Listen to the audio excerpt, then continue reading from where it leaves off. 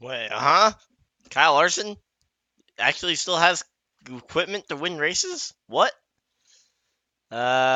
Am I seeing this right? Hmm.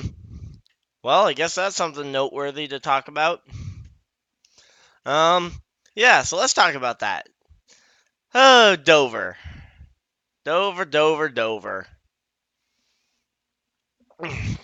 I mean, the race I feel like started off so I feel like it started off so good for like the first 10, 12 laps. So quote unquote good. Good on the from a fan's perspective. Maybe not from a perspective if you're say Joey Logano or Chase Elliott or maybe even Ryan Blaney, because I think on lap 12 was when Blaney said that his car was blown up, even though he made it till the end of the race just fine. So, um, yeah. So let's talk about that Dover race. Hmm. Well, Dover happened. I'd like to say it was a good race, but I feel like once you got done the caution for Chase Elliott's I think it was Chase Elliott at least the lap 10 caution. I think it was the one for Chase Elliott's engine dying. It might have been something else on track happening at the same time. Because those first 10 laps, we had Logano in the garage for the first 22 laps of the race, and they were in the garage for all those laps before the green flag even came out. Lap 10, you have Chase Elliott with a motor expiring. Those are two playoff guys. And this was shaping up like, okay, this could be a pretty good race. Now, of course, in those first 10 laps, we didn't see a huge amount of passing, but again, it was only 10 laps, 10 miles at Dover. And with this package in the spring, we saw that it didn't provide a huge amount of passing. And then we saw Denny Hamlin lead the first 209 or so laps of the race. I mean, he led. I think at one point, I think I saw the graphic on the screen say that he led 209 of like the 215 laps that had been run. And that's just because he was out front. He was the driver out front. And when you're the guy out front in this type of package, I mean, I'm going to even utilize the diecast. I'll utilize two of these. Whenever you've got a car following another car, pulling out to pass until you got to about lap, it felt like until you got to about pretty late in the run, um, until you got to pretty late in the run, I don't know exactly what point it was, but the tires had to get so worn out before you could really use any line other than the bottom to really do anything, which is really not Dover's style. I mean, the Dover I've loved in recent years. I love the option at least to move up the track and maybe gain some time. Maybe not, but you at least have the option. It felt like until like lap 50, 60 into a run, you really had to be on the bottom to make lap time. And there were some cars that all the way through the end of their tire cycle would have to stay against the bottom, and we never really saw them go up the track. Um, and of course, if it was guys like the racing from like second and third on back was pretty good. I mean, you could see guys like I think it was Truex was able to go right on by Hamlin when Hamlin had lost after Hamlin had lost the lead on a pit stop, and even late in this race, um, Truex ended up behind Hamlin on a pit call, but he was able to get by Hamlin. Um, but he was relegated so far behind the leader that he just wasn't able to get there. Oh, and hey, they're finally interviewing MTJ about like 10, 15 minutes after the green or after the checkered flag. I mean, come on. But yeah, so definitely crushing day for MTJ. He really wanted to. I'm sure he wanted to see that thing go to victory lane, get a second gold monster trophy, and hey, that'd be a pretty cool collector's item considering he would have the only two in existence. Yeah, I'm just kind of checking my fantasy real quick. Yeah, I had a bad day because I chose Martin, or I chose Chase Elliott as one of my guys, and let's just say Chase Elliott, yeah, engine failure on like lap 11. Um, but yeah, so overall though, I feel like this race, um, man, what can I say about it? I mean, it felt like whoever got the lead was gonna hold it for quite a while. I mean, yeah, there was opportunities to pass if they got swamped in lap traffic, but it just felt like, especially on this last run of the race. Now, I have a pretty good attention span compared to most NASCAR fans, but this last stage, especially with how long it is, I mean, I think it's like 160 laps or something like that. Um, it was all run green flag, which I personally quite enjoy seeing green flag racing.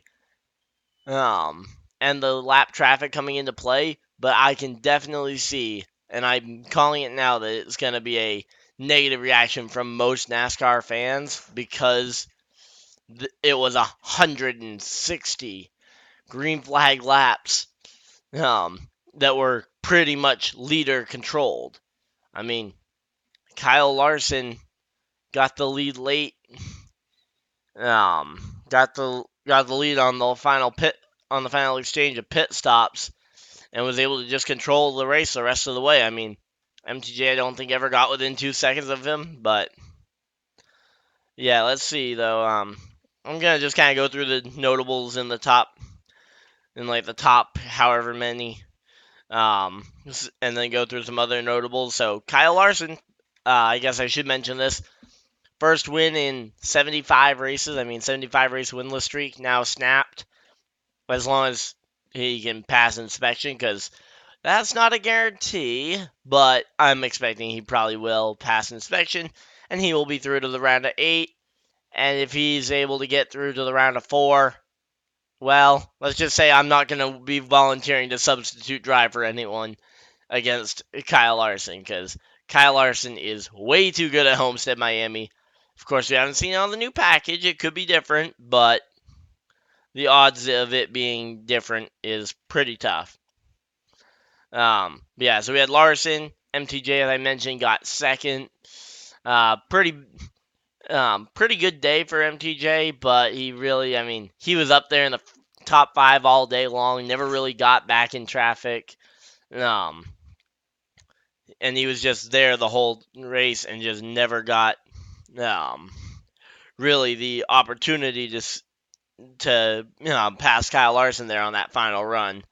Uh, Alex Bowman coming off of a very important second place last week. Starts off this round pretty good by getting a third place finish here. Harvick, fourth place, just kind of chugging along. That's probably going to be good enough to get him to the next round if he can finish fourth, and fourth. Um, Denny Hamlin decimated the first stage of this race.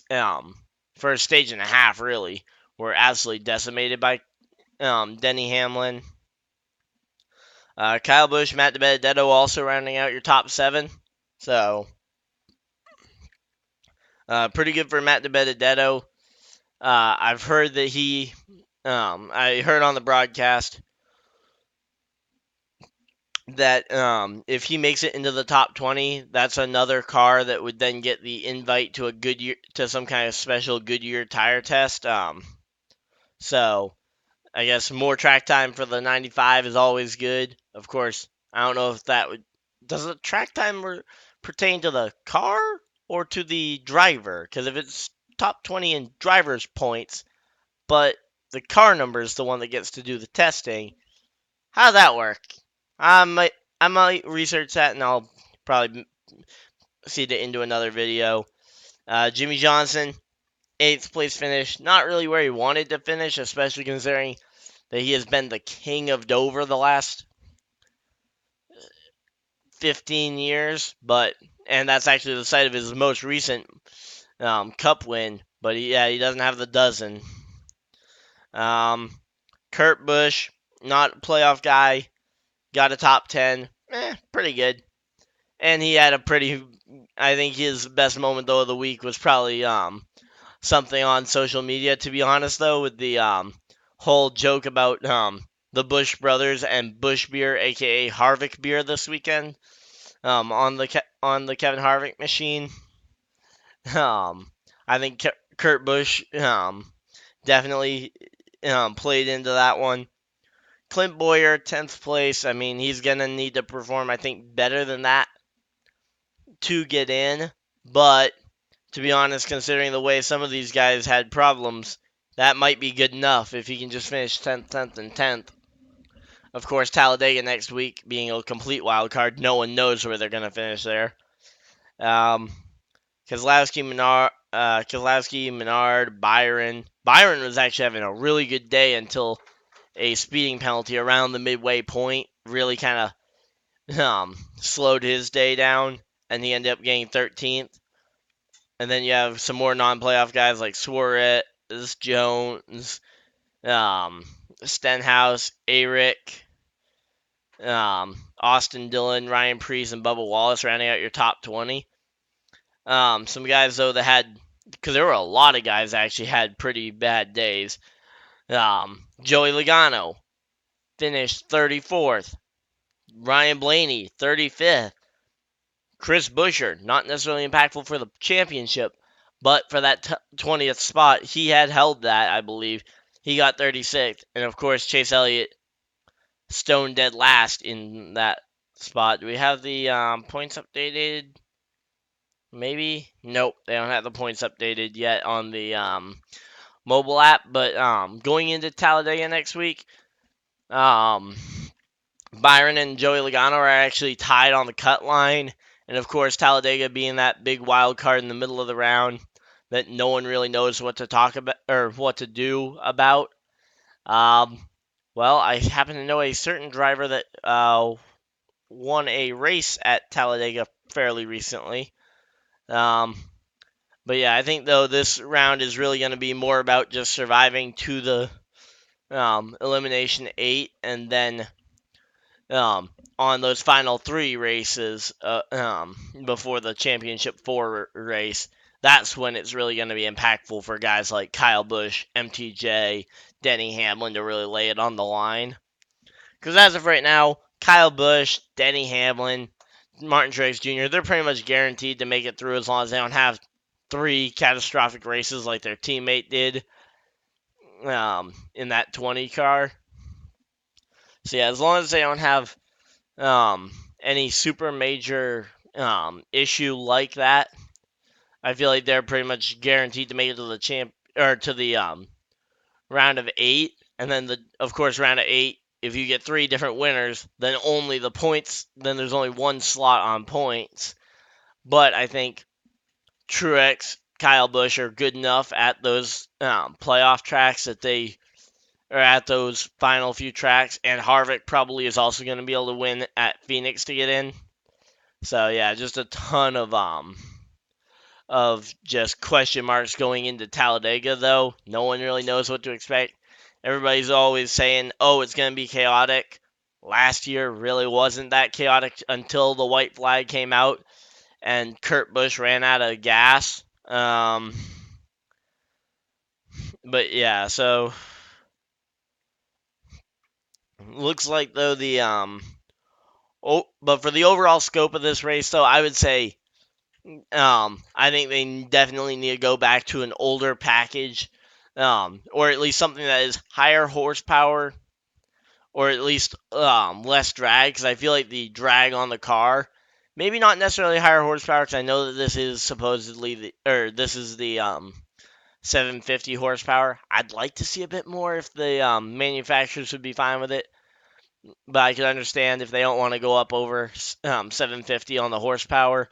But maybe just cut a few inches off the rear spoiler since they've blatantly been okay to do that. I mean, for Talladega next week they're adding on to the spoiler. Talladega in the spring was awesome though. Dover was kind of I mean, this is about the same as the other Dover race. I mean, the only thing is that this is the one I'm actually reviewing. I didn't actually do a review back then um for Dover. But yeah, so I think that's all pretty much I had to talk about recapping this race. I enjoyed it, but I'm sure a lot of people didn't. Unless you're a Kyle Larson fan and you only saw like the last lap and a half, when he was winning by like 2 seconds. But I mean, at one point he had like a 7, 8 second lead on everybody, and I mean it was pretty much guaranteed at that point as long as the caution didn't come out, which we almost had one, but we didn't in the end. Um, but yeah, so in the end, Kyle Larson won it. Great job for Kyle Larson's pit crew. MTJ's pit crew did have a slip, which, by the way, great awareness on his pit crew. Um, the guy slipped, was able to bounce back up, but then the gun had swapped directions on them, which cost them even more time on pit road. Lost him, I think it was 5 spots or something like that, and he came in as the race leader. That was like at the end of the second stage on the last yellow flag pit stop. And yeah, that just killed the 19 car, and in the end, he finished second in the race. So hopefully you guys enjoyed. I'm looking forward to doing another review of Talladega next week. I'm not sure. I know there's been some news. I'm gonna do a video at some point about it. Just not sure how I'm gonna fit it in and around midterms. Might have to save it for a week or two from now, when I'm home on um when I'm done with all the midterms and whatnot. And I just have some time to relax for a bit and try and figure out like when I can actually relax just for 1 week to relax and not have all the school stuff. So yeah, but am aware though of the news that I have yet to cover, of some news I've yet to cover. So I will get to that. Don't worry. Hopefully you guys all enjoyed. If you guys want to support the channel, there are some links in the description below. But otherwise, have a great day. Bye.